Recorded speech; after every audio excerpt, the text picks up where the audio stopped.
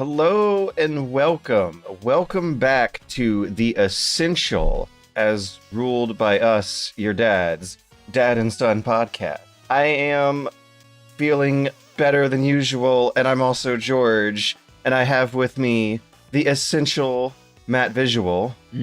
Hello. The unstoppable, incorrigible Liam Edwards. Why, hello there. And I think I'm feeling chipper and more awake than you guys this week. Yeah. Oh, how the tables have turned.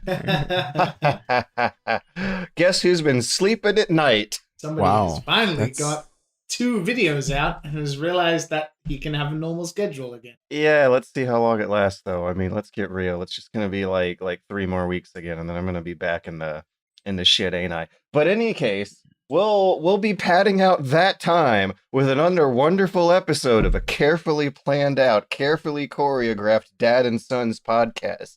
Here we are, meticulously detailed. 120 seconds in, and the production values have never been higher, have they? I see that Matt's light changes in the background, and now I'm all in. That's just gonna make people want the video versions now. I'm gonna have to tack on another step of work. Not because a lot of people watch them in audio. Yeah, I'm gonna have to get Bandicam out and make sure that I don't slide the notepad I'm typing with my keyboard over your guys' faces. Somebody sent us an email about you typing. That you Oh, should really? Get on what is it? The RTX. Oh yeah, now I have to ray trace away my keyboard. No, there's what is it, like a filter effect where you can basically filter out any noise other than your voice. Like it registers every waveform and then gets rid of every waveform that doesn't match your voice. I gotta turn on the NVIDIA RTX ray tracing 2x psi pixelation filter to try and filter out the noises of my keyboard, which, I'm not going to have anyone on Slack at least arguing with me about what's taking so long, because now oh, never mind. Sorry, I literally said that as a notification came up on my phone that I had not yet muted. Hello, I'm a background noise factory. I mean, you needed to see a man about some monkeys last week, so I don't blame you too much. Oh my god, that game. Let's go! Right into it! Come on! Let's do this! Matt, give it to us! Is that how we're starting off? No. Have you played, Liam? No, I'm a fuck. I just watched George's video and live vicariously through both of you. Man. And I want to ask about that. What is it that looks so unappealing about this game to you, Liam? I don't know. I kind of want to hear Matt's thoughts having played it, and then I'll tell you why it's unappealing to me. Because maybe Matt can corroborate your feelings of love. I mean, Liam, if you were listening to the live stream, you have all the data you need. Well, that's the thing is I watched the live stream as well, and I kind of it confirmed my... It did make me slightly more interested, but it did kind of confirm why I wasn't that interested in the first place. It's clunky, man. I played it for a few hours, right? Spent $10 on it. Used my epic coupon on this. Coupon. What did you pay, like $2 or something? This fucking monkey game. And let me tell you, you get dropped in, and at first it is quite cool. You're playing the little child monkey, and you're seeing all the fears around in the forest. I thought that was really cool. Yeah, you see eyeballs in the bushes and fangs dashing out at you, but they were just a shadow. Yeah, and I was creeped out. I went up to the top of the trees and tried to swing around. That was clunky as hell, but I did it, and then I finally reached the family. After that, things just didn't work properly. And I know George is going to disagree with me here, but for me, doing the same thing that worked the first time did not work. So it says build. It has this little person giving you orders. I don't know, the game giving you orders, saying, "Oh, build the sleeping area." The objectives that get stamped on your screen by God. Yeah, and you're like, God. okay, obviously you see the leaves on the ground. Oh, you get leaves. Okay, that's easy enough. I get leaves, and I kept stacking them, stacking them. Right, right. As a child, Yeah, I did it as a child. yeah, you're not supposed to be So a you're child. not supposed to be a child. That's what I switched. I was like, oh, I So can switch to a person.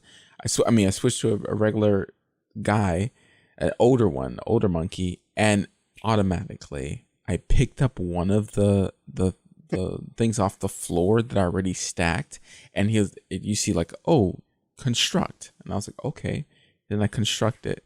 The next time I tried to build a sleeping area to grow it a little bit more, it would not let me do it regardless of what monkey I had. I stacked so many. So I'm supposedly, I guess you're not supposed to stack more, even though I told you, like, oh, the more you have, the more whatever. But they don't sleep on it. They sleep on the floor anyway. So what the fuck is the point? What is the so point? so as I recall, I think you only essentially need a sleeping spot just for yourself. The AI will like automatically share other sleeping spots you lay down. If you have 3 or more leaf piles, that's supposed to activate the construction prompt. But there also is like a really finicky selection mechanic going on, you probably noticed, where sometimes when you're close to the thing you're trying to interact with, the like interaction function will not activate. Yeah. That could have been your problem. No. No, it's just I I would just stack the same leaves. But they also don't sleep in their sleeping areas though. So what's the point of the sleeping areas? They don't sleep. They They sleep on the floor. they they they, The other monkeys they sleep on do. the floor, I dude. I don't I've seen they like auto target towards it if they need to, and if there's not one around, they'll Did sleep I on get the some floor. broken game and you got some like clean, crisp game? Because like everything else is just like they tell you to find the hidden waterfall thing, and you're just like going around and you're identifying stuff, and then there's this huge waterfall in your village, and you try to climb the waterfall and you hit an invisible wall, and you're just like, this fucking game. They say identify the waterfall oasis, which means look at it No, the like and hold the secret button area down. though. The secret area, not the actual waterfall. No, it says identify the hid. It's called the hidden waterfall oasis because it's kind Yeah. of sort of hidden in the jungle, not because it's hidden from you. An error of translation. Like one thing I've also noticed is that the tutorial messages are like not very well describing what you are supposed to do, Mm, and I think that's a result of the game coming from a French speaking studio that mm. didn't In Canada. write this stuff up from scratch by an English speaking audience for an English speaking audience per se. And that a lot of this game's problems could have been nixed with more of a playtesting budget for purposes like that.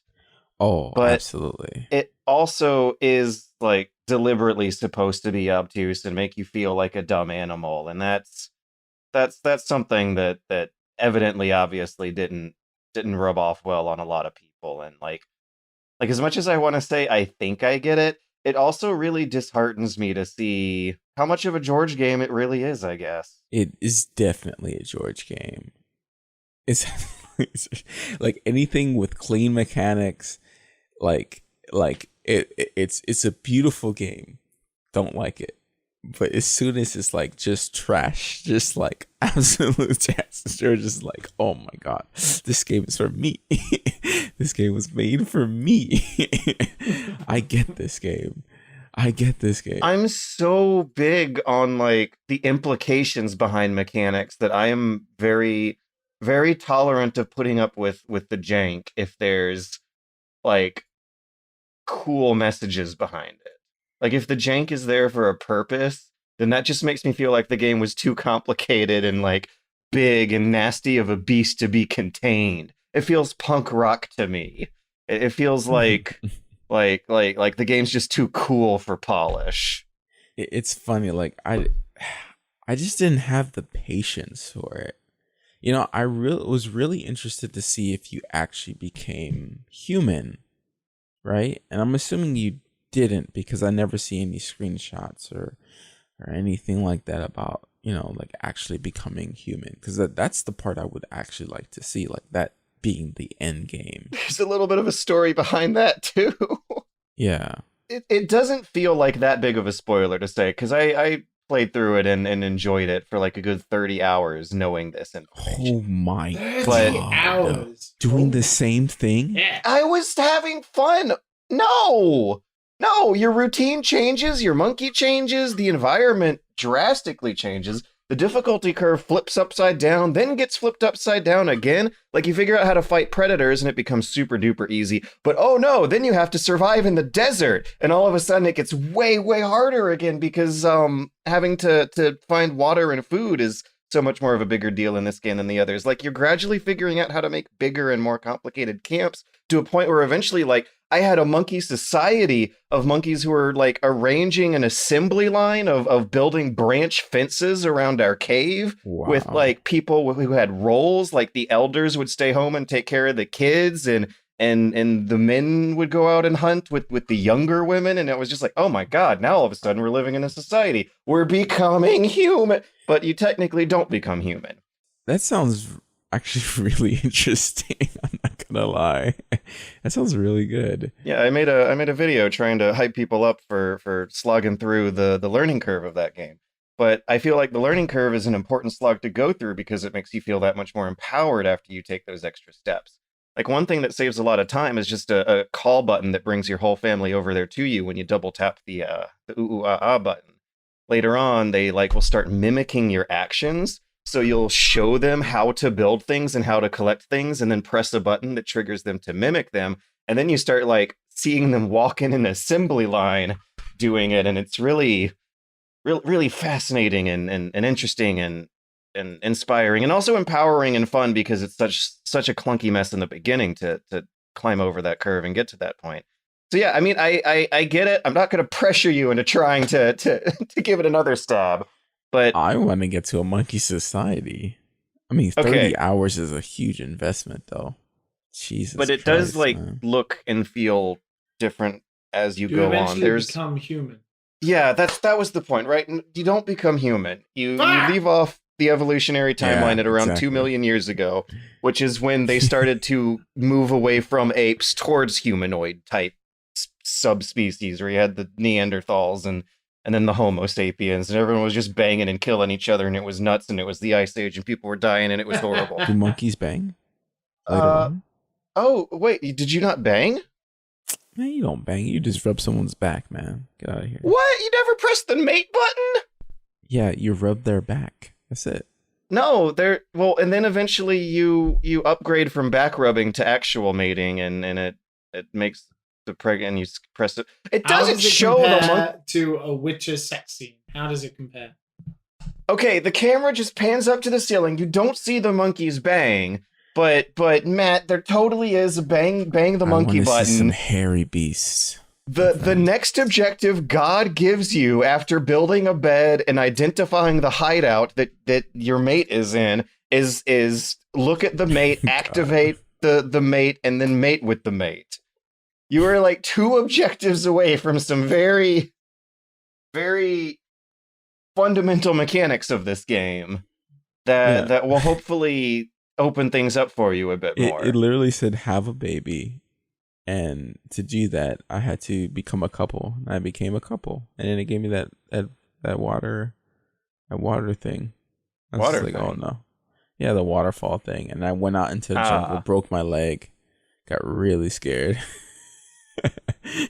Got really scared. Found another woman, a younger woman, because there was only 2 old people in my camp. Old dads. Yeah. So I brought her home. Yeah, did you press the mate button with her? Yeah, she liked it. Yeah, they don't mate with you unless they like it. Yeah. I mean, that's Matt just rubbing their back. That's what they like. You rub. I got skills, my friend. You pick bugs out of your girlfriend's back to increase your social links. Yeah. So how was your day? I don't know. I got a bunch of ticks and wasps dead in my fur though. You wanna eat them? Oh yeah. Killed a saber-toothed tiger. I still haven't seen the Hornet stuff. I should probably look up the Hornet stuff. I keep hearing about it. The killing Oh, hornets coming over. I've never. the murder hornets? I hear little, like, I see little memes. That's it. I never actually like looked into the story. Don't go looking for the murder hornets. They'll find you. That's insane, though. That's insane. Well, apparently Anyways. Japan has them, and Japan's fine. We've had them for forever, I guess. You have a spray? You have a spray?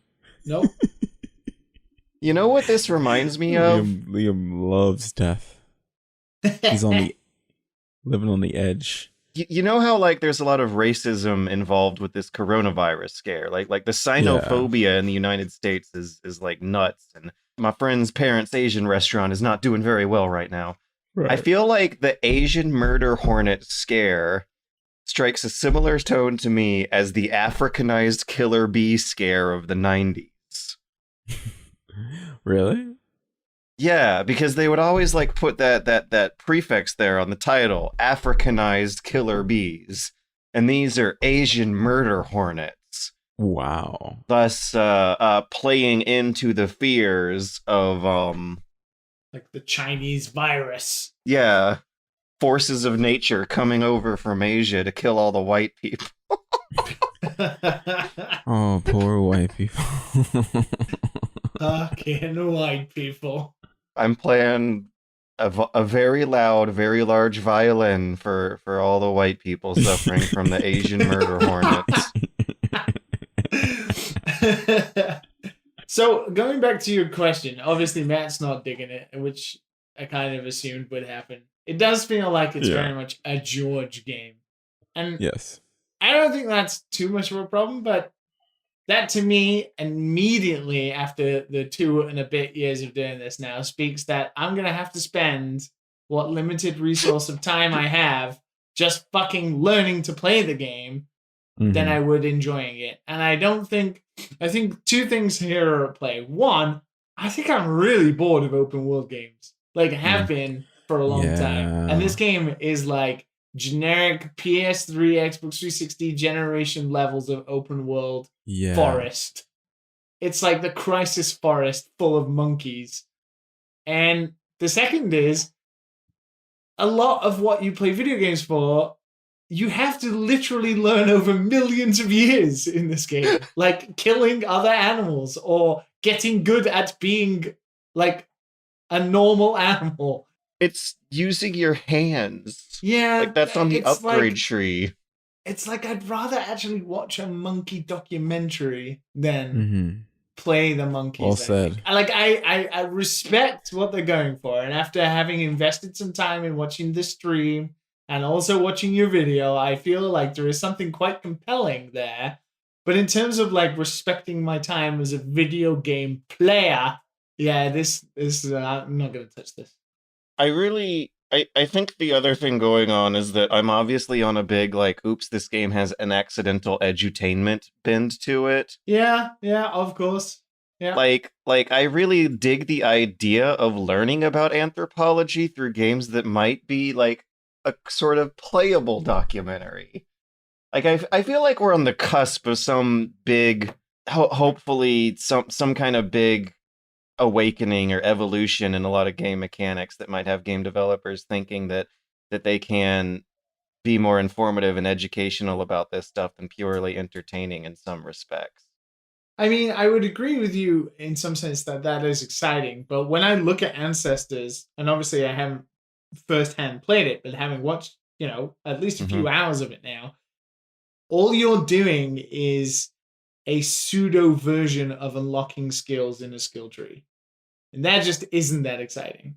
When I'm playing it, I feel more like I'm doing a pseudo version of an open world gaining territory loop.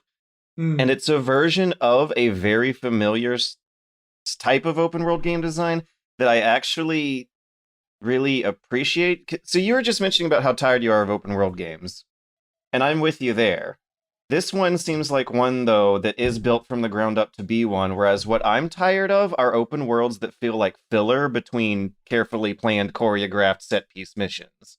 And this is a game where the basic core gameplay mechanics are about exploring around your camp, collecting stuff, bringing it back to the camp for only like a 2-day spread, then moving on to the next camp.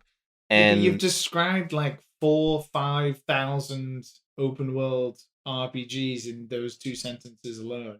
And whilst it has this wrapper around it of ingenious monkeys that gain more knowledge as they go on, everything from the way their like brain synapse works is just aesthetically a RPG skill tree of unlocking various skills, just at a very, very basic level to begin with.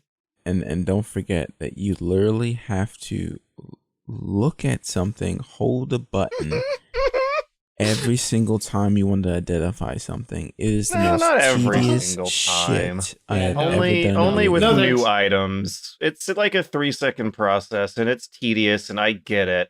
It's gamifying you being a stupid monkey who doesn't know things, but once it's in your clan's genetic memory, you don't go through as big a process again, depending on Dude, like quirks you have of to do it memory. a lot. That You have that, to do it a lot. that is the only thing I would take away from this that I wish games did more. I'm always intrigued by games where you play generations of something, and then you have the knowledge, the prior knowledge of a previous generation, and being able to then figure something out. I don't know. There isn't really a good game example of something that has figured that out, really. But I do like the idea of not having to do stuff like Matt's describing because you've it's already a learned lot, it. But Liam. in a more ingenious way than just holding a button down for a period of time, which is boring as We're fuck. not talking about 5 or 10 times. We're talking about way more than that.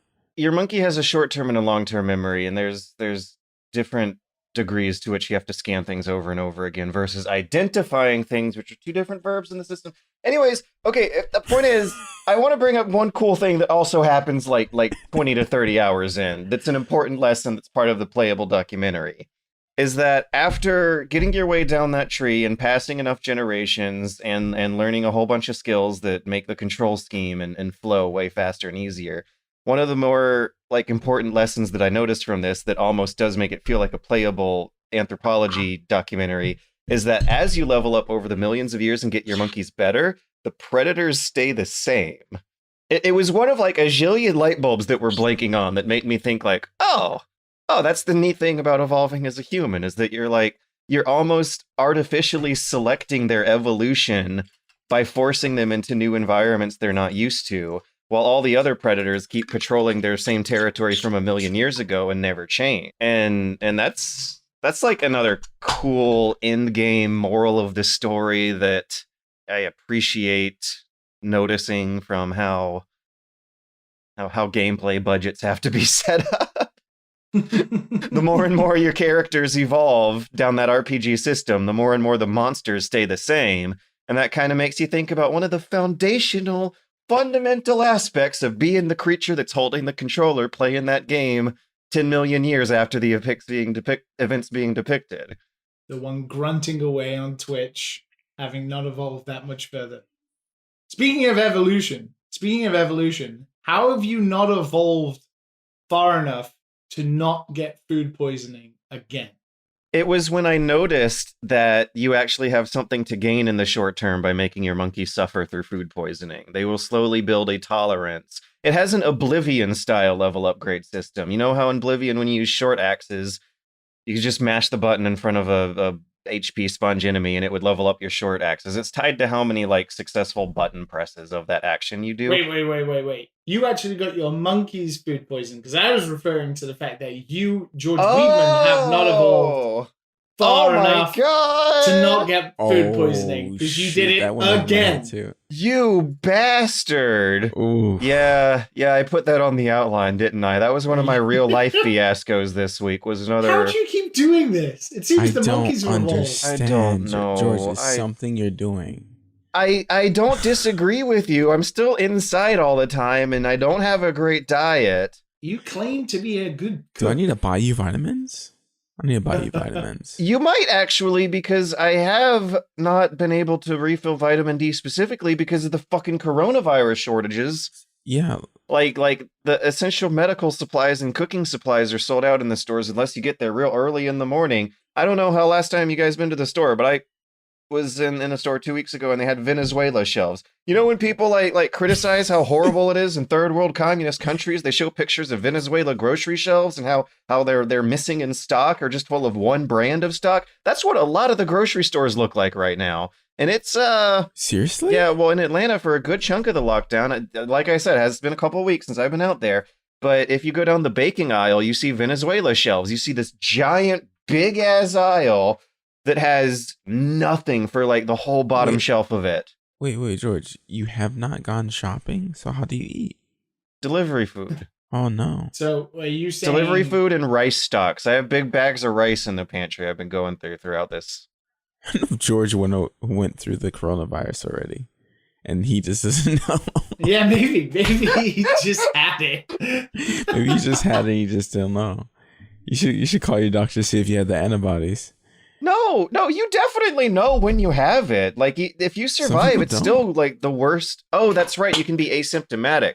If you do develop symptoms, it's supposed to be like, whether you're young or old, some of the worst flu you're going to get in your whole life. And Yeah, my friend had it, and I work at the hospital. So. you lose your sense of taste. You lose your sense of smell. Your friend probably definitely knew they had it. Oh yeah. He he had it. He did not like it. Somebody said to me the other day that the Japanese flu is worse than coronavirus, which is absolute horseshit.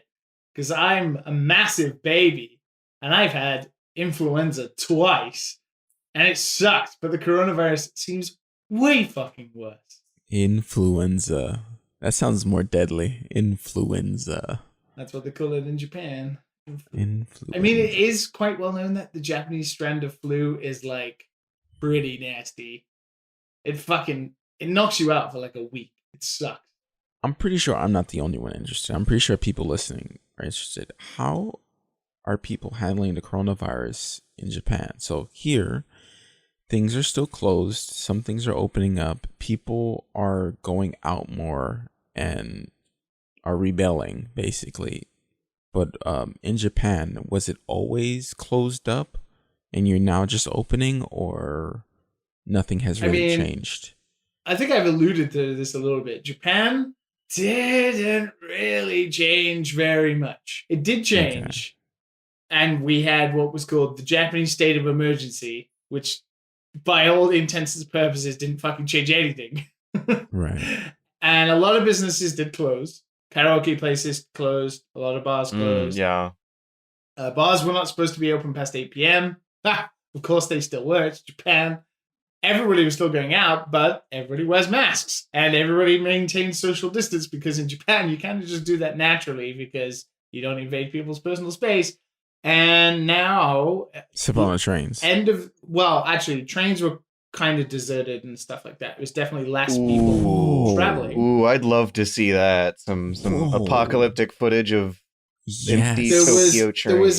There was a 99.5% drop in tourism. There was only 2,900 tourists in all of Japan last month. Which probably was good for them, because haven't less than 1,000 people died from this over there? So that's the thing. I think it maybe just peaked over 1,000, but considering our population density, not just the population number, but the density of a place like Tokyo, where, to be fair, we were having cases of like 100 a day for a long time, which is scary. 100 a day, you think, fuck, if you can't control a cluster of 100. But, only 1,000, supposedly. Now, there have been a rise in cases of pneumonia and influenza. So they are definitely not exactly 100% accurate about what the correlation is between those deaths and coronavirus, because I imagine some of them must be attributed to the coronavirus. But at the end of this week, state of emergency lifts in everywhere but Tokyo and Osaka. So technically, everything can go back to normal in Japan. But they have a new kind of lifestyle, which is if you go out, you have to wear a mask, or you should wear a mask. You're a public pariah otherwise. You stay 2 meters away from people, and, don't cough on people and stuff. And supposedly the R number, which is like the infection rate number per person now is 0.3. So you have to have 3 people with coronavirus to infect one person now. So Really? it's supposedly pretty good. Like if it goes above 1, that's when you're fucked, which I think is what the UK was at some point. But now in Japan it's 0.3. You know the US is way past whatever that is. It's funny because I was looking at the statistics. The UK is statistically the worst place on the planet. For the per million, the amount of people that have died is worse than America. The UK is absolutely fucked. But hey ho. Yeah, So but Japan, I don't know. these Everything seems to numbers, be man. returning to normal. Schools are open and shit. So I don't know. They didn't really do anything different, but it worked. Well, I bet they have a lot to gain just from closing off the travel because they get to be an island. It's so it so could have gone one way or the other, right? When you have a population density that's the highest on the planet in a place like Tokyo, it's like what? How many people per square meter is insane. You think one person coughs in 1 square meter and 1,000 people have it. That's what Japan feels like, but it just didn't happen. And so, who knows? Once everything opens at the end of this week and the second spike happens, is it going to be worse than the first time? I don't know. It's all up in the air. My prediction now is that we're going to learn that the masks are the defining factor, like the most significant contributor to stopping the spread. Because that is also the big thing Japan's real big on. It's so honestly strange that wearing a mask has become such a thing in America. It's baffling. What is with people's to wear basically a thin veil of paper on your face, like a scarf or something. Mm-hmm. Why won't people wear it? Can you guys, as great patrons of the United States of America, explain to me why the fuck won't people wear masks in America? It's a combination of people not believing in what's going on and ignorance and all sorts of stuff, man. Oh, you can get it through your eyes. Why do I need to wear a mask? It's just a lot of little things like that. People, there's so much information out there. There's so much fake stuff. There's so much real stuff. People get confused and people just do what the fuck they want to do. It's America, man. It's so it's mad. Fucking America, man. You see this defeated voice. It's just. I feel. Come on, man. So sorry for both of you. Jesus Christ. So I think that the willingness to not want to believe and the desire to do whatever you want stems from a certain degree of selfishness and individuality that comes from a lot of cultural messages Americans get bombarded with as children. And also the fact that a lot of Americans are living in kind of sort of pseudo poverty, like lower middle class. Oh, I can survive okay, but if I lose my job, I might not sort of level of financial stability, but they do not want to believe it. Like most of Americans will not claim that they are in the working class or the middle class, but how would that be true if unemployment rates weren't drastically higher than they even are right now? And that not believing the authorities comes from a place of wanting to define yourself in opposition to those hardships you're facing that you don't even want to admit are true, because there are rules of a system that are reminding you that you're not actually an individual, and a lot of your success in the future just depends on the healthiness of the economy when you graduate college. Insane in the membrane. Outside of virus talk, then, what have you been finding Chaps up to? Before we get unmonetized. Before Trump comes down and stamps out the authorities. I'm in Japan, man. I'm off base. We can go pirate radio with this shit. What else has been going on? Have I even been playing anything? I feel like I played this one thing. So, well, basically what happened, I was playing a bit of games. I was playing a little Dark Souls. You were playing Maple Story again. No, I was modding. I was doing some reshade. I was doing all sorts of things, man. Did you get And then into Dark Souls mods? No. I played vanilla, but I made it look real good though. Nice. I just like this like race tracer thing that you can inject into reshade. That's like really good as well by this guy. You have to pay like $5 to get it, but Jeez. it's $5. If you're struggling with the $5, then No, I'm not. don't buy I'm it. not thinking of like my own dire situation with that. That was more like, whoa, they really went and did that. $5 for a reshade mod now. Well, it's the only one of its kind. It actually makes like not the equivalent of like what you see in ray tracing in like Minecraft or whatever, but the sort of look that you would see. So he's like the only one who does it. So like fake ray tracing, I guess you shouldn't say that. Supposedly, Bay tracing. yeah. I don't know. Someone more. I don't know. But it does look good. I don't know. It does look good. It doesn't look the same though, but it does look good. Adds like a nice shadow to everything. But then in the beginning of the week, I think like a couple days after the podcast, I just decided to stop playing video games. Oh my god. We're having an intervention. What the hell's happening here? So I feel like, okay, not entirely, obviously, I'm going to play games for the podcast, but I feel like I've been using video games as like a reward after finishing work. And since the coronavirus, I've had more time like staying home and stuff. And I just need to play like a game to fill the time. And I feel like that's not, for me, that's not good. For me, for the stuff I want to do, the stuff I want to achieve, I'm just like wasting my time playing things I don't need to, when I could just find like a time like, oh, today I'm going to play this for the podcast or something like that.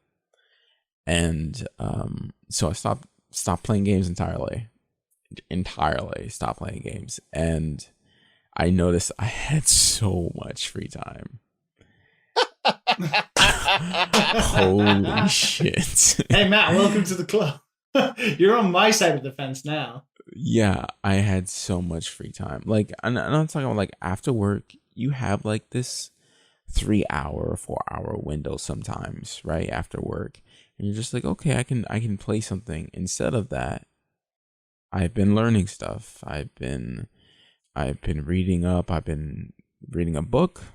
I've been like, of course, I have more time to be like, okay, I have nothing to do right now. I can go out for a night run, and I can do that. And I find that it's so much more healthier to me to do that and manage my, I guess, like supposedly addiction to like having to fill that air with something that I don't need to. Like, if I want to play a game, I want to play the game because I want to play the game, instead of just like, because you saw me on Discord, I was just like, I need a fucking game to play, and there's like nothing, because I played everything, and I talk about it on this podcast. I play everything, so I was just like, okay, maybe I just need to take a break. And I think once like the next thing comes out, like Cyberpunk and stuff, I'm just gonna be ready. Like, my mind is gonna be open and ready, and just not like mush from like all these other games that I've played, especially from playing those Assassin's Creed games, man. Those open world games. I think. Yeah, those are podcast games. Those Ancestors Mankind Odyssey demands far more mental awareness than those. Of course. But not to say playing video games are bad or anything like that. Just for me, I wanted to like mix it up a bit, and I'm glad I did. Like this week, I'm probably gonna play some Phantasy Star Online though. Phantasy Star Online 2. Yeah, that's coming out, baby. Tomorrow, right? Yeah, I think it's Yeah, tomorrow for you, today for me, I think. I actually do want to play that. I do want to Yeah. fucking play that. I played it Hmm. years Forgot about ago that. on the English patch. And it's finally after years. It's been years since we had Willie on the podcast, and we talked about that. So it's finally gonna be coming out. It's probably gonna be a mess. Like they don't even have. You can't even search in when the PC game is gonna come out and give you a straight answer. You can't even find out when you can preload. Nothing. Yeah, I tried to find out if I could preload, and I couldn't find anything either. You can preload. It still I'll said get the link Windows for 10. you. It still said like Windows 10 coming soon. I was Yeah, like, oh, okay. like what are you guys doing? Like I don't understand. Like who does this stuff? This game is coming out in a few hours and you're not communicating? Oh, Like what? found a Forbes article that says the exact times, the exact launch timing and preload timing will be 11 p.m. PT on May 26th. Yeah, so later on tonight for me. And then you'll be able to play 6 hours later at 5 a.m. PT on May 27th. Yeah, I'll preload and then go to sleep then. Oh yeah. Yeah, I'm gonna yeah. But yeah, that's what I've been doing. Is it only North American? Like it's only coming out in North America on PC. I keep forgetting that you're in Japan and things don't work that way. I mean, I don't think that would stop me, but I'm wondering why the hell I was more aware and looking forward to, or at least planning the time to preload and press the button and play it as soon as it came out for Minecraft Dungeons. Which is, it's on the What? Xbox Game Pass. It released at 4 a.m. the previous night before we're recording this now. So it's technically unlocked and out, but like, I would so much rather play Phantasy Star Online and try to check that out for the first time since past 20 years of just playing the first game on the Dreamcast and then hearing all these good things about the sequel. I wonder if it's a good idea for me to play just before I'm going to play Xenoblade Chronicles at the end of this week as well. Oh well. Man, forget the boob game, man. Shut up, man. Like an official, Shut your like mouth. real English release. This isn't part of the fans. Is this not some kind of cheap spin-off product? Are they making it easy and accessible to sign up for? Well, it's free and yeah, I mean, Easy and accessible? No, because they don't know how to communicate. I get annoyed with this type of stuff. I don't know why. Like it's just like, come on, guys. Like it's that easy to put up a page. PC will be released this time. That's it. That's all you got to do. Random tangential point. What is it that gets the T rating by the ESRB now? I see Phantasy Star Online has a T rating. That just triggered my memory. boobs. Maybe Matt, did you know Ancestors Mankind's Odyssey got a T rating? Naked monkeys. There's monkey nudity, and there's like horrific monkey violence. Wait, do you see balls? You don't see balls, but you see breasts. It has a mate button. It has a mate button. There are monkey breasts. That's immediately going to be something. You keep saying mate button, but you don't actually see it. Are we talking about hot coffee here? Are we talking about hot coffee? The camera strategically pans away after you press the mate button, but the mate button's still there. They are mating. How is this educational? How is this educational if you cannot see two monkeys Because they don't want to teach the kids about how monkeys do it, just that monkeys do it. But yeah, apparently that game has a T, and it has red blood, and it has like really scary horror motifs sometimes. And scary boobs, apparently. And yeah, there's monkey boobs. But I guess it doesn't matter if it's not a human character bleeding or having boobs, which is weird because maybe I think the shape of the boobs has something to do with it too. Like these monkey boobs do not look like human boobs. Well, yeah. They definitely look like boobs, but not the boobs that we all know and love. Hopefully. Yeah, Liam is cracking up. After you fumbled this up. How did we get here? Are we talking about like Okay, you know what? Let me just. Okay, no, like Let me just we pause. got here. I will totally admit, out of a completely tangential reference that triggered in my mind after seeing this T rating on the Phantasy Star Online page, because all that did was make me want to ask a funny question, and that is whether or not red blood and boobs is sanitized The enough red blood is for a yes. T. Yeah, red blood. Not boobs.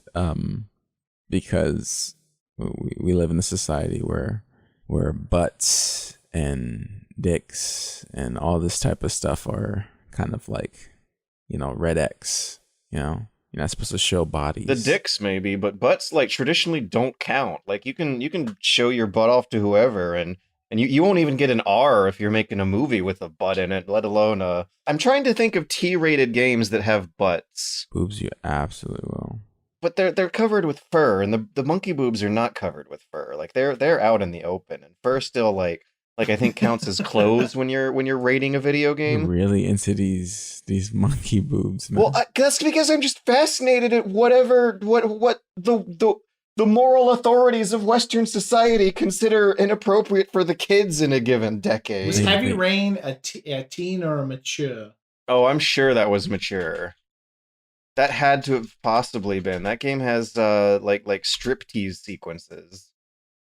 Yeah, actually, wasn't Heavy Rain one of the games to like push the envelope of video game nudity until we get to the Cyberpunk 2077 genital customization screen? Oh my god, I can't wait, dude.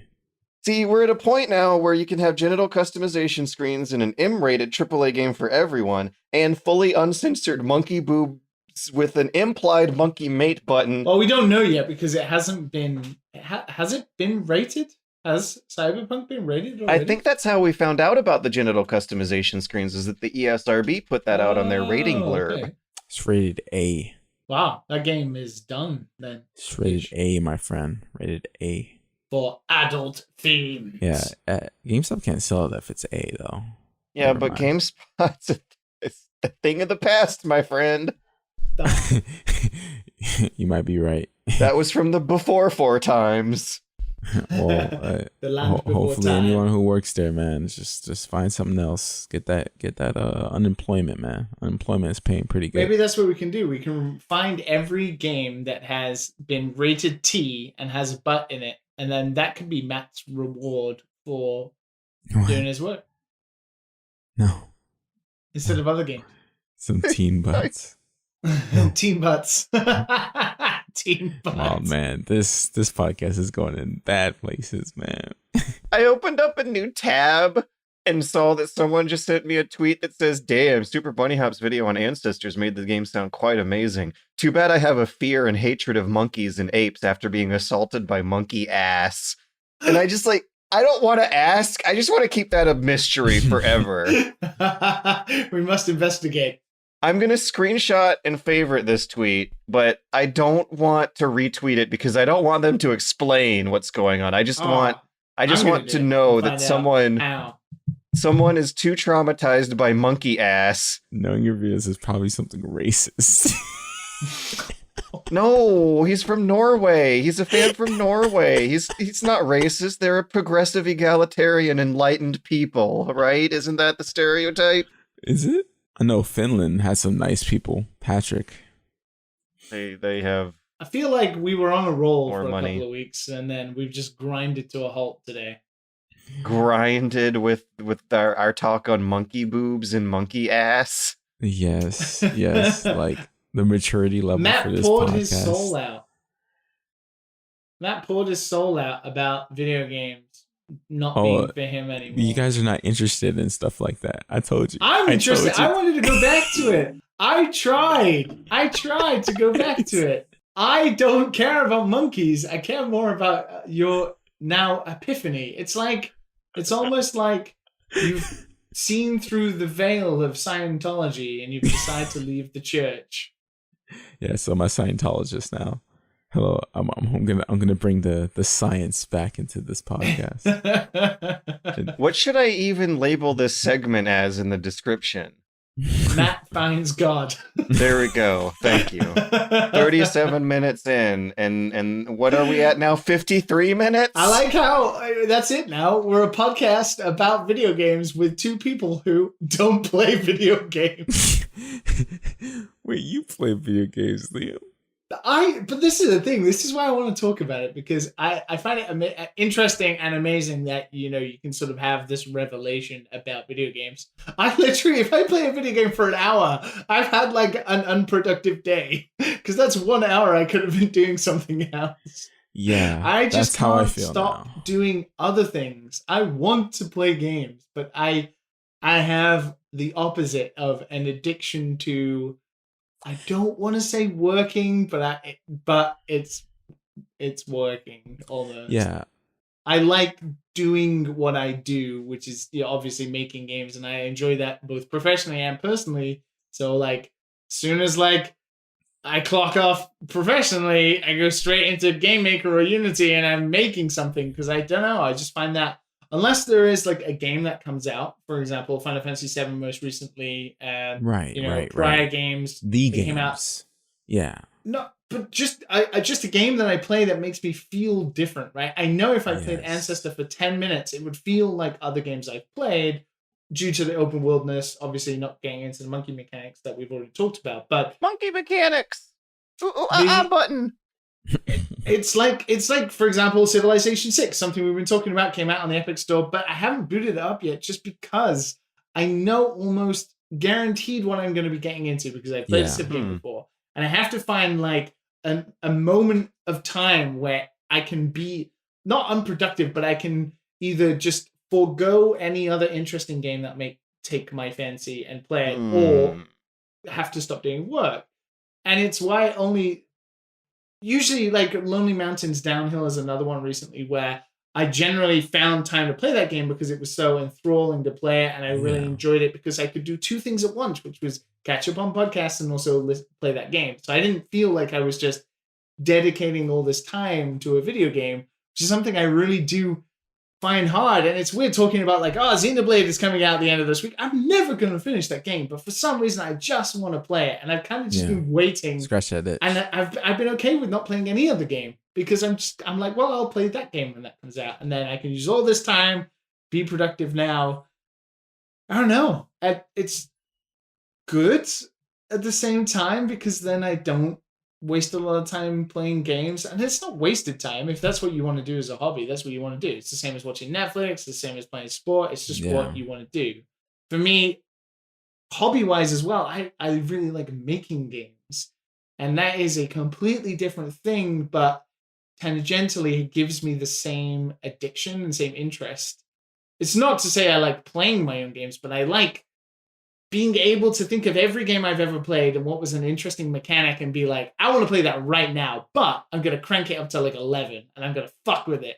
And I can't do that in video games. I can only do that by making something or prototyping something. I don't know. That gives me the same addiction, and I need to quell that, because, you know, I do that too much. Like, I just work until midnight, 1 a.m. every day, whatever. But I don't think I have for a couple of years now found myself wanting to always play games. I'm quite happy with. I do wish I played more games, but yeah, it's certainly interesting to hear your side of it, where you come from, and that. Because like, you making games, that feeds into what you want to do, what you're doing now, and you learning that skill is only going to improve your life. I feel like over time, like you learning to build that prototype or whatever like that's like a muscle that you're exercising more than you playing games just to unwind or whatever like that, right? I'm assuming so. It's interesting because, yeah, on the one hand, the more my career has progressed, the easier it is for something I make now to become something that will become something in the future. For example, it's not like a hobby thing. Which is if I even carry better. on with it, I can market it and sell it, because that's kind of what the position I put myself into is. But it still is, every time I fuck with something, like recently, with this golf game thing. It's just come out of wanting to make something that was an idea in my head, and then it's almost like, when you have an itch to play a certain specific game. You're like, I really want to like play an online multiplayer game. I want to have that competitive, like that itch in the back of your head. It's like that is what gets scratched when I just like boot up Game Maker and I start making something. I'm like, okay, I can calm down a little bit now. Like, I don't know. It's super intriguing how things have changed, because when I've done other jobs in the past, like web design or whatever, as soon as it's like 6 p.m. or whatever, that's it. Clock off. My brain shuts off even caring about that, and I can go straight into, playing games or whatever. Like, So I just wanted to chime in with some whole big pseudo-intellectual reminders of Ian Bogost talking about how a lot of gameplay is very similar to doing work and completing chores and labor. It's like fixing a broken machine. You play the game and make it work again. When you start the game, it's broken, and I get that a shitload, and I think that explains why it felt like such a slog for me to go through all these dusty old strategy games for the global warming video, and then such a different experience that felt like a genuine breath of fresh air that was genuinely fun for me when it was the Ancestors Evolution game. I find reading books and watching documentaries at this stage in my life, at the age I am, I do genuinely have more fun doing that than playing most of the games that you can probably tell I'm kind of slogging through for videos. Careful now. You might become full dad. You don't want to go full dad. Yeah. You don't want to go full dad. Don't. I kind of agreed. Like, I think it's why I can't just sit down and enjoy a game, because my brain is always thinking, like, not to sound like, look, I mean, right? And like, but when I sit down, I can't like turn off like what I would either do to improve it or to change it to suit my tastes. It's why I have to kind of play games that are not like the games I would make or something like that, because otherwise I'm just like, this is too similar to what I'm already thinking in my head. It's really weird. That's why reading or watching a documentary or watching like The Last Dance on Netflix recently has been like, I don't have to think about video games at all. I don't have to think about them making them. I don't have to think about playing them. My brain can entirely, literally just relax. And you're learning. Yeah, I know. It's just like turning off the brain. I don't know. It's super intriguing. Like at bare minimum, I feel like time invested watching a documentary gives you a little bit more of an interesting story to tell the person next time you got to do small talk with someone, rather than chipping away at the Civ 6 game I've had running on and off for the past entire year. Even as much as I enjoy that, like, it's just, there are opportunities being lost by spending time there instead of with something as easy as a documentary.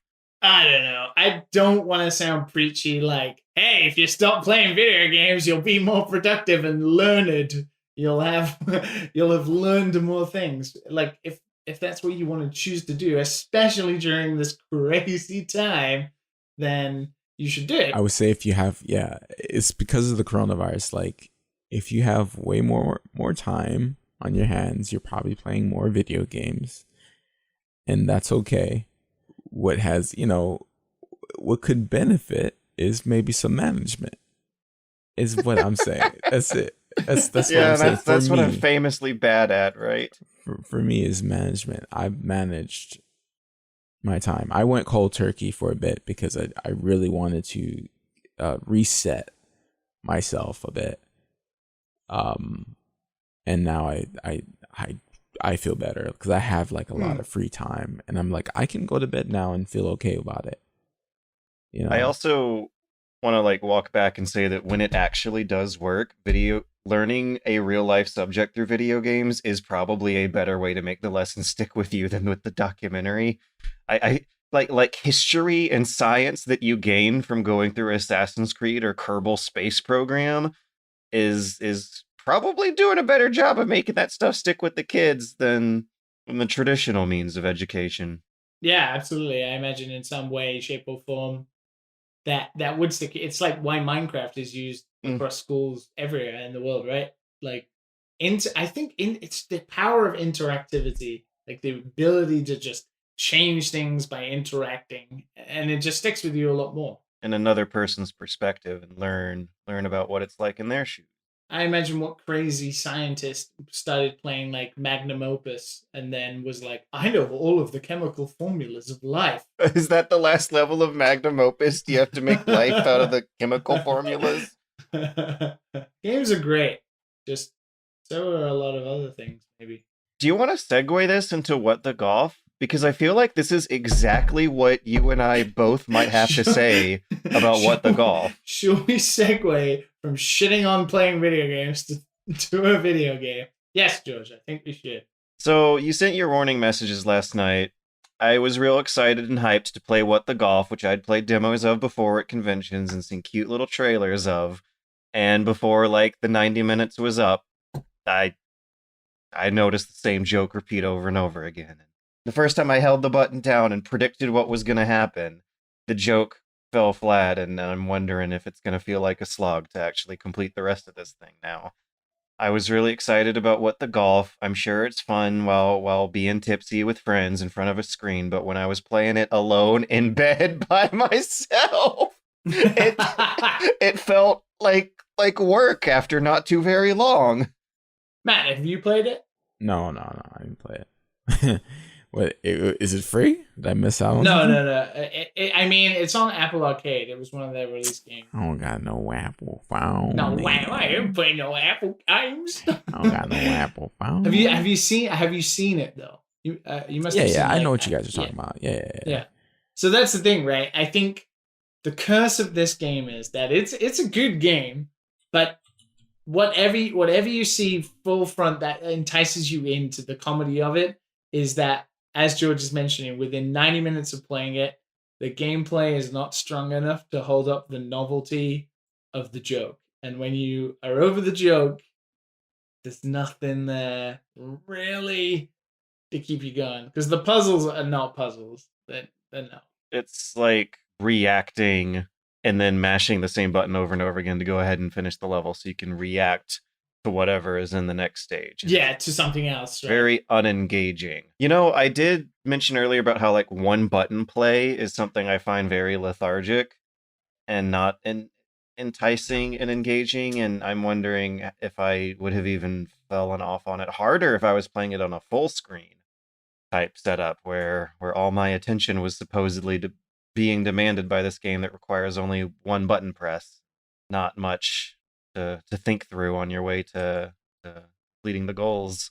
Yeah. It's definitely imaginative. They try. And it is presented really nicely, and it is funny.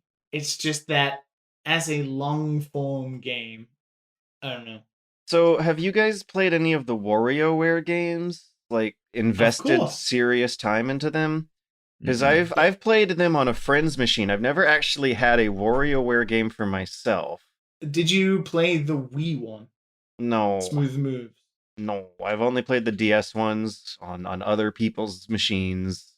Oh, the Wii one is fantastic. So when it comes to games where you like react to a 2-second gag and then move on to the next one, how does What the Golf compare to a good WarioWare game? I understand what you're trying to get at in terms of like these quick moments, but you spend maximum 20 seconds in a WarioWare minigame, whether you fail or you win, right? And in some, What the Golf levels can be frustrating, and you'll spend a good 1 to 2 minutes, so it doesn't feel like you're progressing as fast. And also, the theme is always golf, even if there are other objects or random shit the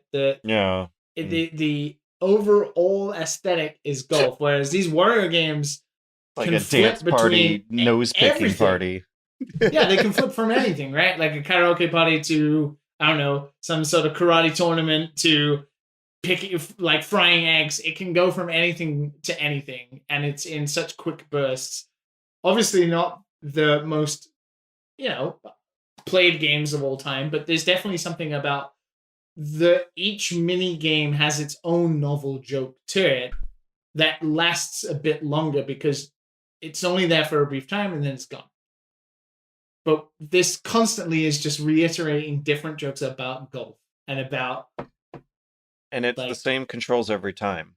Yeah, there's no challenge other than the obstacles that get in your way, big or small. I think that's what really especially kills it for me, is just it's all gonna always be boiled down to one button you hold down and a meter you gotta manage with an extremely sensitive analog stick on the Switch version. The Switch version is also more unwieldy than I remember playing it on an Xbox 360 pad, being like, I don't want to drag it out too hard. I'm ready to switch topics. Yeah, I wanted to ask if you guys have played Ghostrunner. Not yet. I remember you posted in the Discord saying that we have to play it at some point. Is it the game's out now, or is it just the demo? No, it's just a demo. It's a demo. I thought it was good. I thought I'll give it a little mention then. It's a demo. It's free. Go try it out. It's like Super Meat Boy, where you die and you could just like restart instantly. Is it a bit like, it's a bit like Mirror's Edge, right? It's like Samurai Mirror's Edge. It's cyberpunk Mirror's Edge and like one hit kill type gameplay. And you move extremely fast. You can use momentum to move faster if you get a handle of the controls. And you can block bullets. You can dodge in midair. You're some like cyber robot thing. And it makes you feel awesome. And it's a short little demo. It shouldn't take you longer than like 20 minutes. How is the music? Good. The music got some rad, sick neo 80s beats. Yeah. Good. Love it. Good. Love it. Yeah, the aesthetic looks it's right on point. It's right on point, man. Yeah, I gotta see how it turns out. See what if the gameplay changes over time. That will be the winner or the killer of that game for sure. But yeah, I did watch the 5-minute demo video that got uploaded about it, and I would like to see the combat expand a little bit beyond beyond slicing and dicing. It doesn't feel like Skyrim though, right? When you're like flailing around. Hell no. Skyrim has some horrible combat. Just that two hands in front of you kind of feeling of first person. Just constantly can't get the Skyrim feeling out of my head. Yeah, I know that feeling. And let me just say, yeah, I understand there's a lot of mods out there, but Skyrim combat is garbage. It's always been garbage. It's like I had my fill with Oblivion, and then when I hit Skyrim, I just beat it and dropped it and never played it again. Can I at least say that like I totally understand why Skyrim became such a big hit though? Because it's gorgeous to look at. It streamlines all the fun at you within like the first good 5 to 10 hours, and that's how long most people play games anyway. And those first 5-10 hours before you have your fill of it are pretty damn great. I can talk shit about Skyrim if I want, but I at least also feel like I'm a little tired of discussions like that, because evidently the history has shown that this was one of the most popular games of all time and got ported to everything. Oh, absolutely. Skyrim it's a time and a place. It was 2011. It's talking about the combat. Just talking about Todd just fucking up all the time. That's all. Just fucking up all. It's just the residual anger from Fallout 76. My wasted 20 minutes of how garbage Fallout 4 was. Or did Todd lead to your new revelation? Todd is what helped you find God. He probably helped me. He's like, video games. You know what? Video games are shit. Why am I even doing this podcast? Headphones off. Get out of here. 2 dads next week. I just realized, side note, very important side note, after the Tool bashing of last week, George is wearing a Metallica t-shirt. I've never seen that shirt before. Yeah, The shirt is from high school. I saw that.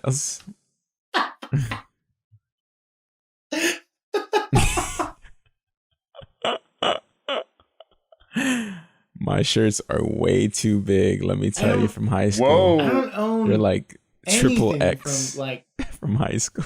5 years ago. I don't know how the hell you still have shirts from high school. You also moved. Yeah, but all the clothes I moved with have also dissipated. If I ever have to move, this shirt is probably going in the trash. Did you buy it from Hot Topic? That's a thing, right? That's an American thing, right? My high school girlfriend gave me this shirt from Hot Topic back when I was in high school. Yeah. I was right. I just High guessed. school. I've never been to a Hot Topic in my life. Oh, they're everywhere. Wow. They're like the plague. That's where you get all the edgy shirts. Do you like Metallica? Not really. Yeah. I mean, I'm whatever. They're just background music. I don't go either way on them. They're no Pussifer though.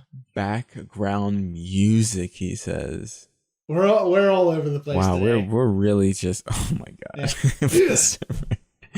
We're really just railing in. We're talking shit about video games. We're talking shit about Metallica. I'd rather listen to video game music than most Metallica music. I mean, I don't disagree with you. I like Metallica. No. But I don't disagree with you. Video game music, for the most part, is amazing. Metallica just feels like the vanilla of mainstream family-friendly metal acts from the 90s. I went down a rabbit hole. Speaking of, actually, I went down a rabbit hole of watching like Friendly? Metallica videos on YouTube of nothing to do with their music, but when they argue with each other, it's so funny. Just a bunch of old men arguing about like guitar riffs and what goes where in a song. It's totally gonna be us in 20 years. Except we're gonna be like doing Matt that with still video hasn't games. played a game. Oh, he played the Ghostrunner demo. That's a game. I'm playing a game. I'm gonna play a game this week. There you Phantasy go. Star Online Already 2. I'm falling off the spend an bandwagon. unhealthy amount of time playing that game.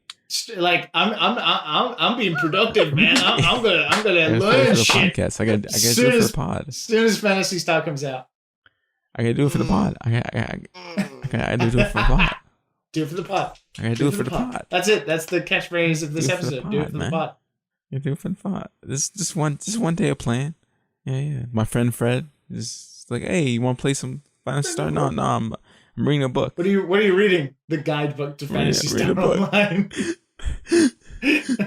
I remember trying to log in my AP reading hours as a kid in school with like strategy guides and instruction booklets and stuff.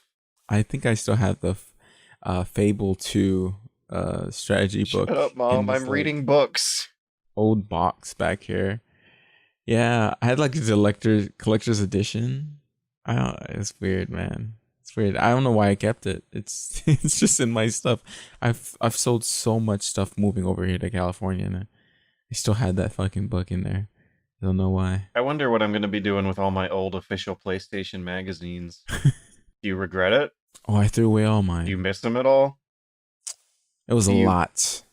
I don't miss them because I haven't thought about them until this very fucking moment. Thank you, George.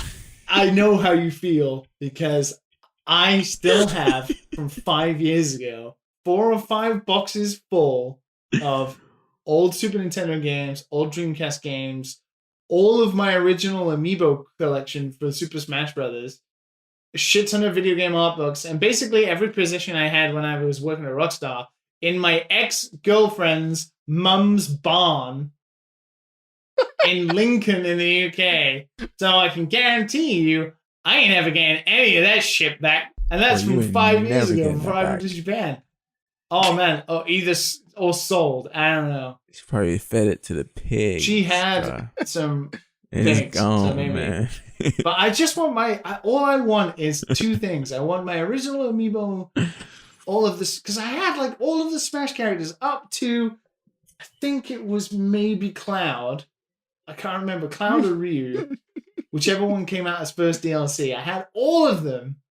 And then I moved to Japan and I got the ones I didn't have, which was like Shulk because he was super rare, and somebody else that was super rare to get hold of, and then I completed it, and they were worth loads of money at the time, and I felt achieved. But now I have to feel like I have to buy them again, and you guys can see that I have a shit ton more over here. And it's like I've got half a big collection in Japan and half a big collection in the UK that will never be reunited. Just go over there, man. Just go over there. Oh yeah, that's a real smart idea right now, isn't it? Oh, this is before. Yeah. That's my point. That this is my ex-girlfriend in the UK's mum's barn. Smash Brothers is that old? I didn't know Smash Brothers was that old. Yeah, the amiibos came with Wii U Smash. We're old. We're old dads. Oh yeah. Jesus, dude. I don't want to remind myself that was 5 years ago. 5 years ago. It came out 2012. Yeah, but we got the Wii U at the end of the cycle. And now everything, there's no reason for me to keep it in the box anymore. Everything got ported over to Switch, and I'm probably going to want my Switch on my deathbed more than I'm going to want my old Wii U. On your deathbed, you said? Yeah. He's expecting that to come soon with all this food poisoning. Yeah. And I'd like to have like one last good Metal Gear Solid 3 run before I go. On the Switch? On whatever good console will hopefully be able to play MGS3. Let's see, what else do I want to play on my deathbed? The 3DS port of MGS. Yeah. I'll be hooked up to a ventilator in the hospital dying of pneumonia and just being like, oh, at least I get to 99% camo one more time. Wow. God rest Kojima's soul. You know, Ocarina would probably be a good deathbed playthrough. A nice Ocarina time machine. No. A waste of time playing through the foundational entertainment experience of your childhood when you're at the part in your life where you're going to want to remember all of it. Yeah, but think about one, how it made you sad that you're dying on your deathbed and that you once were alive and kicking as a child. Two, how many times have you played Ocarina of Time now? And three, like, there's more fun ways to go, I feel like. Than dying while trying to change into the iron boots in the middle of the water temple. Yeah, you're trying to remember which fucking levers you need to pull to lower the water, and then you're like, George Weidman was pronounced dead midway through the fourth mini dungeon on his way up Ganon's tower. His dying words were, according to the nurse, at least I got 15 hearts before I made it here. Wow. Doom and Duke Nukem would also be nice to have in the deathbed. Oh yeah, that'll keep your heart alive, won't it? The foundational experiences. I think I genuinely enjoy spending a couple days going through those before the very end. I don't know what game I'd play before I die. It'd probably have to just be like Mario or something. Which Mario though? Super Mario World. Yeah, that's a nice, sweet, nostalgic one. I'd say Kingdom Hearts 3. Like, really, for fuck's sake. Really put me in a grave, you know? Just really, when I'm ready to go, you play that game. We're having a serious discussion. Now, what if, right? Here's the caveat. Here's the rule, okay? Uh-huh. We're gonna play a little game. You have to choose a game that if you die, that's it, you die. Oh, and secondly, you only die either when you die in the game or the game ends. What game do you choose? I don't know why I first went to Gears of War online multiplayer. Oh yeah, like a 10-hour campaign. That's a good idea, isn't it? But if I die, I die. You know, but the risk is there. Can you imagine? Ooh, I'll be playing like Bring the best. me Spelunky right now. Oh, fucking Spelunky, man. I fucking hate that game. You could choose like WoW, right? And you could inevitably play forever and stay alive. But if you went to do raiding or something, you'd really, really, really have to rely on the people you were playing with not to get you killed. The implication of being on your deathbed is that it's your deathbed. Like, it's there. So why would you pick a game where your death can come unexpectedly? Because the god of video games has bestowed you the immortal power of being able to stay alive for as long as the video game lasts. Oh my God, Liam, this brings a whole new meaning to the two words "final games." Hey, there we go. I am the master of said final games. If I would have to pick an MMO, I would definitely pick Elder Scrolls because like there's just so much How many story times have there. you died in Elder know? Scrolls, though? So much content to go through. I don't die much at all. But I would definitely be training up like everything. You'd be I would grinding play the it first safe. area to be the most powerful you possibly can be. I'll be training up. There's no way I'll be dying. There's no way. Die to some giant rat. Get those You're champion like, points "No!" up. 2 burgers to go, please. Introducing Burger Time, the home video game where you're a chef trying to make hamburgers. There's just one problem. The food is trying to make hamburger out of you. For Intellivision, this fall, Atari 2600, Aquarius, Apple II, and IBM personal computer. Burger Time, only from Mattel Electronics. We are closed now. I hate to do this so much, but we did talk earlier before the podcast about how this was a slow news week. I know, we're an hour and 26 minutes in. I knew this would happen. I knew this would fucking happen. So that we should pad out our small talk bullshit for a comically long amount of time.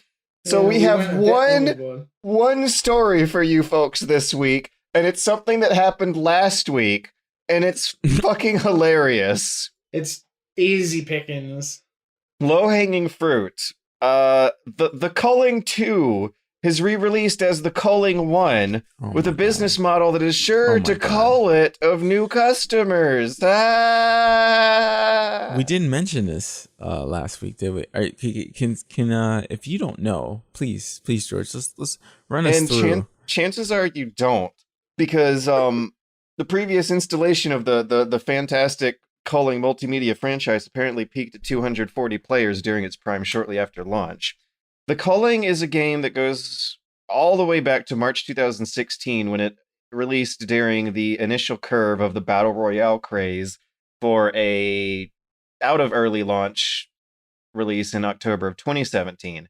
It did not do well at the time. It had its own spin on the PUBG formulas where you were crafting and stuff in addition to killing an island full of other kids, but it couldn't stack up. What really pissed off the fans was the very, very quick release of the Culling 2 mere months afterwards.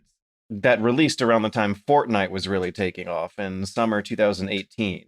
The Culling 2 peaked at 240 players after launch, evidently facing a lot of controversies about the monetization scheme and fans who felt that the first game should have been getting more support during that time window. And it didn't do well at all. Famously bad launch. They shut it down very quickly and then re-released the Culling 1 in September of 2018 with a free-to-play loot box model that didn't do well either. They took that down in March 2020. Now they're re-releasing it as the Culling Origins on Xbox One only. So far as I could tell, the game's been removed from Steam, and the website 404s when you try to go to theculling.com, and the most helpful guides you can find about how the payment plan of this free-to-play game, not free-to-play, pay-to-play, but it's pay-per-play, I guess would be a better way of describing it. Yeah. It's bonkers. It's absolutely fucking bonkers. Go through it, George. $4.99 United States cents grants you a 1-day trial period. You pay $5 to play the game for a day as a demo. Afterwards, you will need to spend match tokens, which are either won by winning an online match or available in packs of $1 for 3 matches or $5 for 20 matches. Or you can buy a 7-day pass for $2 or a 30-day pass for $6. Yep. You have to pay money. to play. Put coins in the broken machine that you fix with your No, gameplay. It's free to play otherwise, right? So you log in and you just play one match for free. So, okay, if it's buy to play and you have to pay for each match if you don't win, that's insane. That just makes it worse. It's strange because it's not that different from like a really egregious free-to-play mobile game, right? It's not that different. You know, when you have like silver or dust, right? And you run out, you have to wait a certain period of time or you have to pay for more. And if you win, you get more rewards, blah, blah, blah. But as a PC game that lives and dies off having a player base, like not only like getting people to play like a single player game and then having some sort of shitty version of this, but having literally a game that requires vast amounts of people to join to even make one match, having a paywall that is so bad anyway that it's laughable. But even the thought of just not having people be able to access it easily is going to immediately make it so the first couple of games are just going to have no players. After like what happened to this studio last year or 2 years ago, whatever it was with the Calling 2, I am dumbfounded that this was the decision. Not only is the pay structure obviously ridiculous, but the idea that you would even add it to a game genre that requires for your game to even be slightly successful when you're competing with already very good games in the space. Yeah. But the idea that you would then hamper a game that requires as many people playing it as possible with a paywall, even if it was a good paywall. I don't know what they're thinking. I have no idea. Whether it's just some crazy CEO who has literally no fucking idea and nobody will tell him no, but man, I do not know. You have Fortnite, you have the Call of Duty Warzone, you have PUBG still kicking it. Like, why would you play this shit? Like, and you watch the trailer for the Culling and you're just like, what is this? Not only is it a shitty trailer, but it's a shitty model. Like, no one's playing this. I hope they launch this stuff. I don't know if it's launched already. And no one plays. No one even touches it. I want to see his bank account. Just look at his bank account and see nothing in it. There's nothing in it. Because this is absurd, man. You don't just come out with something like this. So, like, I'm reading up, right, and they updated it saying the reason they did it is because they tried the free-to-play version prior with the first Culling, but it was unsustainable, which is fair enough. That's fair enough. But that means whatever microtransactions you were selling or whatever monetary thing was not worth it for the player base. The opposite thing to try and fix that is not to then slap a price tag on the same game that you were already giving away for free. It's to try and fix whatever microtransaction systems you have. Fortnite has always been free for the Battle Royale version, and the reason it makes bajillions and gajillions of dollars is because of V-Bucks and microtransactions based around really cool aesthetic stuff and all of the cool hip stuff you can do in Fortnite. Like, that's what you're going to be aiming for. Not this fucking crazy ass play one game a day, hope that 100 other people are also choosing that one game a day at the same time as you. God, it's nuts. They updated it to 10 games a day. I would like to know what their like Steam stats are. Well, it's on Xbox, so they don't have a Steam stats page. There is a subreddit that has a post from 6 days ago that says, "Is it just me, or is it impossible to find a lobby?" Well, there you go. Someone's playing this game. 6 days ago. Someone is playing this game. See, those are the type of people that need a break. They need a break. Because if you play in the Culling, when there's all this other stuff is going on, like, come on, man. Reading the subreddit for the Culling is like stumbling across a journal in like Fallout or BioShock. There's a post here I'm looking at that says, "It's day 5 and no one is here." The pinned Reddit post is, "The Culling is back! Dev Diary, May 12th. Comments, 82. 0 upvotes. Oh no! Damn. Little violin. Are you like? I honestly want to know. Are you somebody listening to this right now and is playing this game? Please write to us about this. I want to know. I want to know if people are playing. It sounds like there were these fans who appreciated it in 2016 and said that it had potential, but let everyone down. But as I don't even remember in 2016, Yeah, it was around. I remember playing The Witcher and Metal Gear Solid, and I remember PUBG being a janky mess that I couldn't tolerate back in 2016. It's cleaner now. PUBG is cleaner now. Yeah, they changed the art style too. Apex is the only one of these games I may ever really seriously sink my teeth into. Yeah. Man, this Reddit is a mess. It's insane. Wait, no, that's not true. Tetris 99. I've won like a good 4 to 6 matches on Tetris 99. I got good at Tetris 99 and I hated every minute of it. But I could not put that game down. You probably won't be able to win now, right? Because you haven't been playing all this time. Because that's like the same thing as like League of Legends. Like back then, you could get to Diamond, right? It was easy. Nowadays, these kids are ridiculous. I can't keep up. I'm an old man compared to these kids. These kids see the moves before I can even do them. I was thinking about this the other day about skateboarding. I've been watching a lot of skateboarding videos recently. It seems like every fucking 8 to 10-year-old that can skateboard can like do a 360 flip and stuff now. I'm like, what the hell happened? It's because they grew up seeing what is possible, so they know it's possible, so they just do it. See, back then we didn't know what was possible, and you see all this. What's that guy's? The guy you were talking about last that invented saw a lot of the skateboard tricks. I forgot. Rodney Mullen. Yes, him. He invented all that stuff, but now kids are looking at him and all the stuff he does, and they're just able to fucking do it just because they know what's possible. It's the reason why like records are constantly being broken. Back in the days, we didn't run that fast.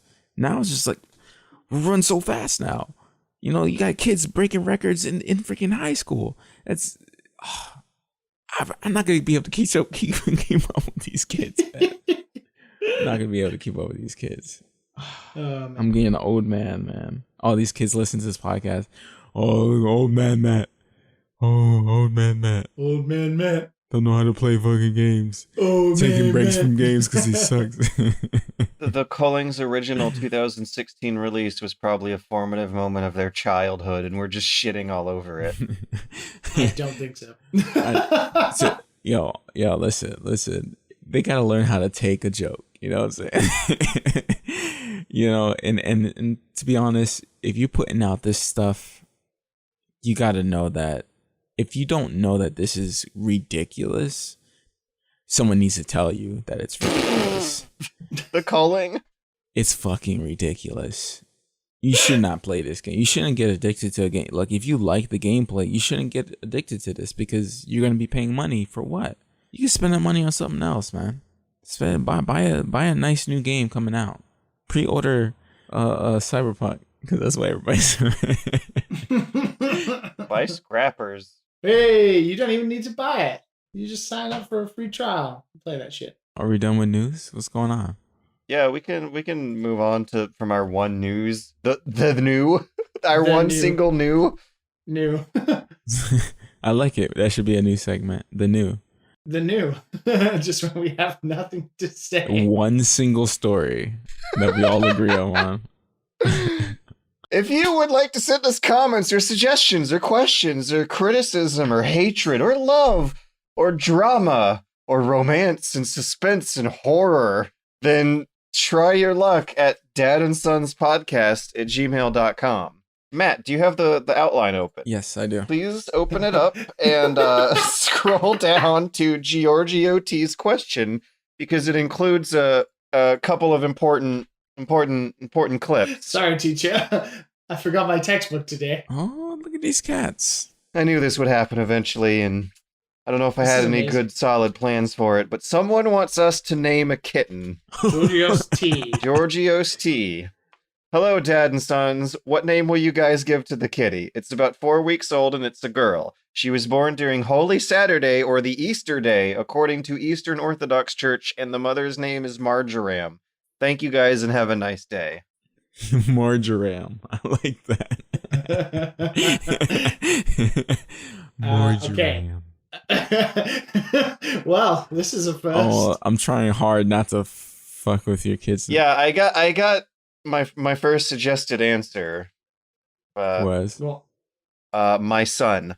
Name the it's a cat girl, my son. but okay. No, just to fuck with people. I know it's a girl, and it's not really going to be your son. Just name it my son when no one else is at home. And if you have to explain yourself, tell him the cat's name is Myson. I guess you could say it fast. Myson. Myson. Myson. Just so it sounds a little more normal to other people, but for you, it can vicariously be my son. It should be dad. Should be dad.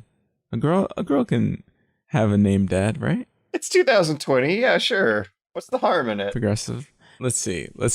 Are we gonna take this seriously, or are we gonna? I would like to suggest, to commemorate this first time, and also because of today, that we call the cat Metallica. Oh my god! Just not anyone's name in Metallica. Just the band Metallica. It's too long. Just Metallica. Metal. Metal for sure.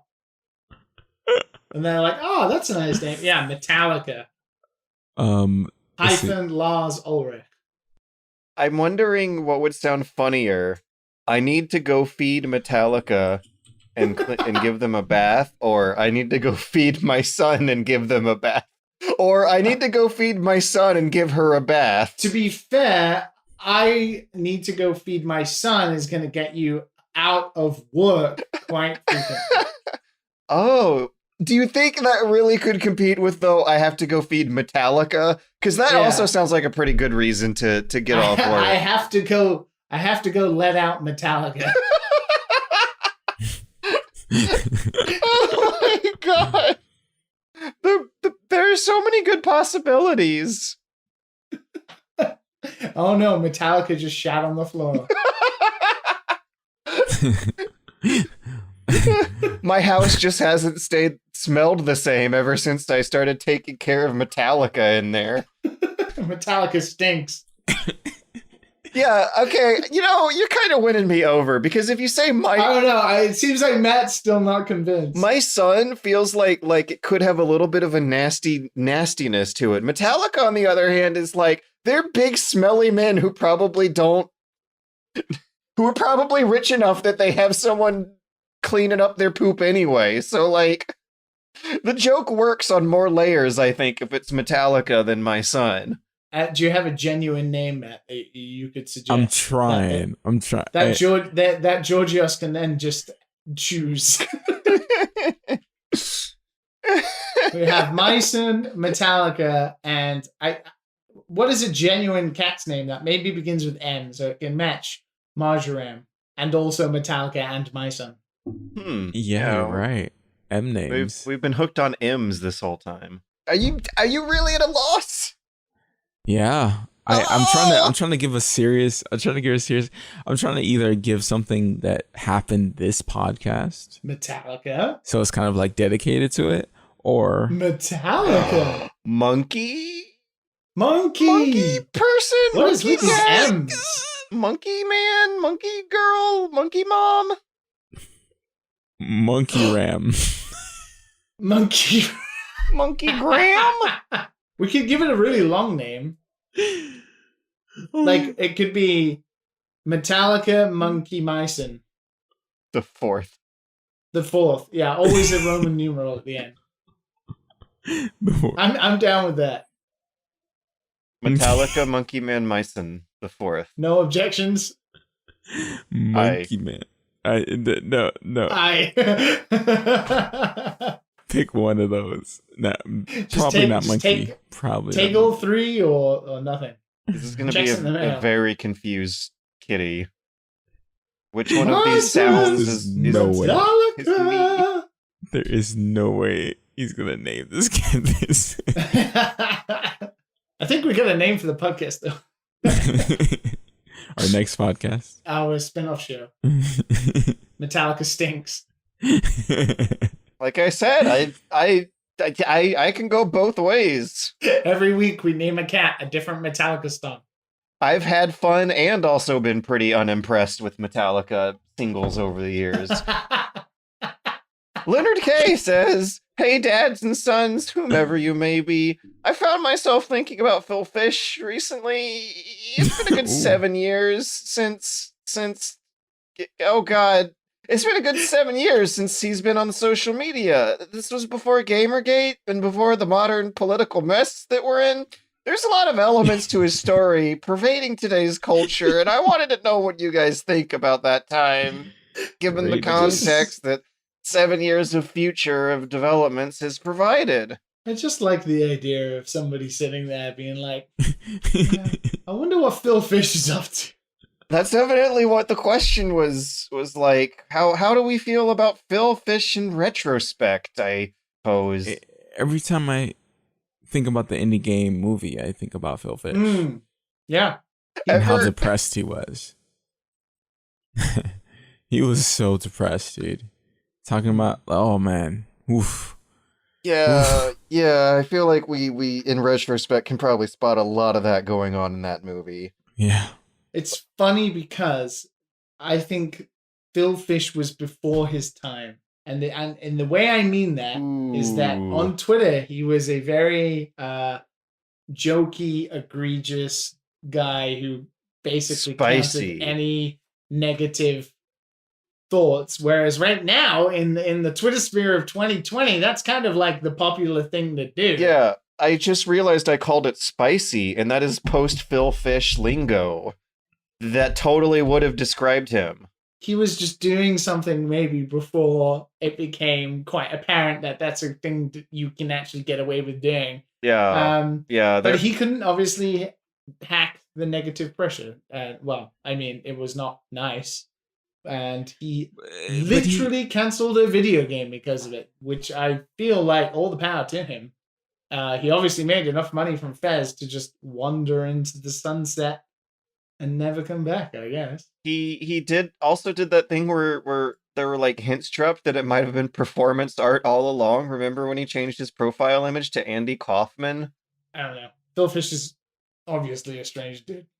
Yeah. I don't know if like how much guilt I should feel, because He got a lot of negative shit, like because of Indie Game the movie and because of what people thought he was as a person based on that movie.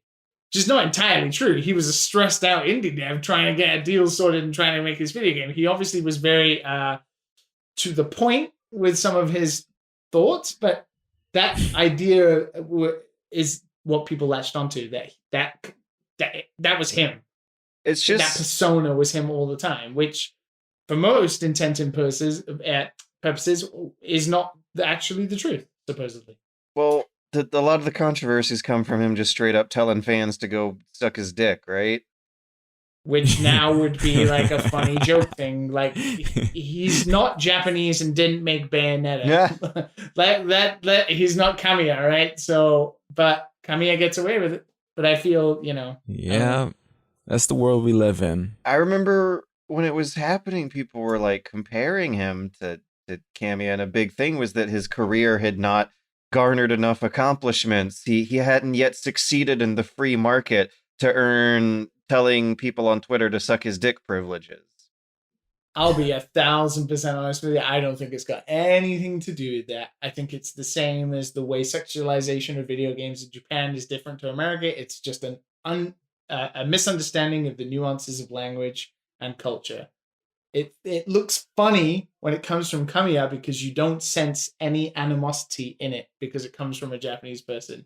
Whereas if you see it from Phil Fish, who is actually a French language speaking person, Philippe because it's Poisson. English language and comes from Canada, it feels like it's got more like hatred or vitriol behind it than Kamiya's posts, which seem funny just because they come from Kamiya and are from a Japanese person. Also, I think people are more aware of misinformation and how internet rumors can spread, and also how documentaries can be edited. One thing that I thought of after seeing Tiger King was about that scene in Indie Game the Movie where Jonathan Blow looks heartbroken that Soldier Boy didn't get Braid. And now I'm wondering if maybe all along was he actually talking about his dog or his mom or his dumb roommate, someone who wouldn't get Braid anyway, you know? And they just threw those clips of Soldier Boy in to make his heartbreak look somehow especially ridiculous. Or if he really was talking about Soldier Boy in the middle of that interview where they had him like silhouetted against the window of daylight. Remember those shots? I remember. I wonder how well Indie Game the Movie has aged, you guys. I bet if we watched Indie It Game the looks Movie good. now... It still looks good. I watched it not maybe a year or two ago. No. Again. It's been years, dude. No, I rewatched it again. Oh, Did it hold up? Like, did okay. the post-rock Mogwai soundtrack still sound good. quirky and cute in 2020? I honestly have no idea how it generated either any controversy at all. It's kind of boring for most of the part. The only good You think so? I don't things think about so. it, really, that are insightful is the Meat Boy team, because you see a lot of like what the Xbox certification is and like actual useful stuff. And it's not even that dramatic. Like the Phil Fish thing is kind of like that happens like every fucking day in a lot of video game studios, right? People trying to sign deals that don't go through, or people withholding money based around partnerships or something. Like it's boring to you because you've dealt with it, but it's not boring to True. people who are outside of it. Maybe, yeah. Because when I watched it, I was like, holy shit. I was like, it gave me a new perspective. Years ago, but yeah. When thinking on the depression evident in that movie, my mind absolutely goes to Tommy Rufinez at like 4 a.m. in a Waffle House, like wondering why the store page wasn't open or not, unable to sleep, like bags under his eyes and his face swollen up in the interview. Imagine if they made an Indie Game the Movie too, right now. How much? Where are they now? No, not even that. Like how much stuff you could put in that now, like compared to what the indie industry, not the indie industry, because indie games have been around forever, but like specifically what the industry of indie games Holy was shit. then compared to now, with how many creators there are, how many successful stories there are, how many failed stories there are. Even stuff like if you're following up, 1, Phil Fish disappeared. 2, Jonathan Blow released a game finally after all that time. And 3, the Super Meat Boy team broke up. Edmund McMillan, who is a really nice guy, did team up with a guy who turned out to be the guy who ran Nicholas, who is not a great guy. And then Tommy went off and did, a new Meat Boy game that hasn't come out yet. So it's like, think of what movie you could make right now with it. Holy shit. Also, it's the post-Gamergate era, and they could go straight Tiger King with it and interview all the most horrible, insane failures of them all, and just pile up this huge stack of crazy indie game developers, each one worse than the last. Love to see that. As they go through I hope I'm not giving Danny any bad ideas, because you could do like a straight-up exploitation shockumentary about the indie game developer scene now. Like back in 2012, it was this cutesy artsy movement tapping into the untold potential of a new medium. And nowadays, like the word gamer carries negative humorous connotations that were not there in 2012. And there's so much more worse stuff they could cover. I don't really think you could make that type of movie now, considering such the negative connotation around both gamer and also being an indie developer. Like there was one in 2015. I forget what the documentary was called. There was another one that was specifically about like not necessarily indie games, but definitely more like minority people in the games industry, LGBTQ and stuff like that. Really? Like devs who were creating interesting experiences based on their own life experiences. And man, some of the like vitriolic hate that stuff got from, you know, people who were part of the Gamergate and stuff like that. It's like, you can't. Do what you want, man. I say like make whatever you want. You know, like Make who whatever cares you if want, exactly. if people don't like the movie, then fuck them. Fuck them. I want to see it. I would love to see it. I've never even heard of something like that. That's probably why I guess it didn't flow up to the top. I look up not indie game movies, but like documentaries, video game documentaries. I love that shit. There's a really good Japan-based one. Yeah. You're interested? Yeah. What is it? It's called Branching Path. About like Japanese indie games. It's about Japanese indie games, but it's specific. It's weird because it's about 4 years old now, I think. And we recently had like it's a game. A showing again here in Kyoto for it because we wanted to see how different the space has changed since then for indie developers. Because a lot of the film focuses on Japanese indie developers trying to learn how to internationalize their audiences. You know, releasing games on Steam and stuff like that. Because the games industry is not localized anymore. It's not, you can't just release games in Japan and expect to be successful. So you have to release on Steam and how they deal with that. It's very interesting. A lot of great people from, you know, our community over here in it. And it's filmed and created by the Archipel YouTube channel production team, who are like the best documentary filmmakers about Japan creators, hands down. So that's really interesting. You can actually view it on Steam. Yeah, it's $10. It's It's $10. Okay, right. It's worth a watch. Very positive reviews. Thanks for the recommendation. Got another documentary to go to sleep. Yeah, no, it gives a good insight into, like, for everything I talk about on this show, like Bit Summit and like our indie events over here and all that kind of stuff. A lot of that is in that movie, so you can actually see kind of what I'm talking about a lot of the time. Most of the time, it's all hot air that means nothing. I bet it has a lot of scary pre-coronavirus scenes of packed convention halls too.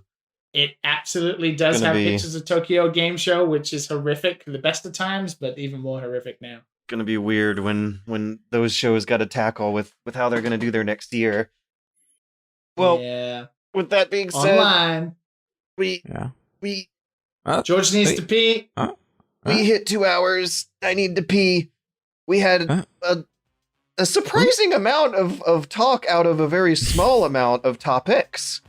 As always, George. Oh God, it's bad. Go on. Well, no, you gotta finish that. You gotta finish the outro. Well, guys, Metallica. We will see you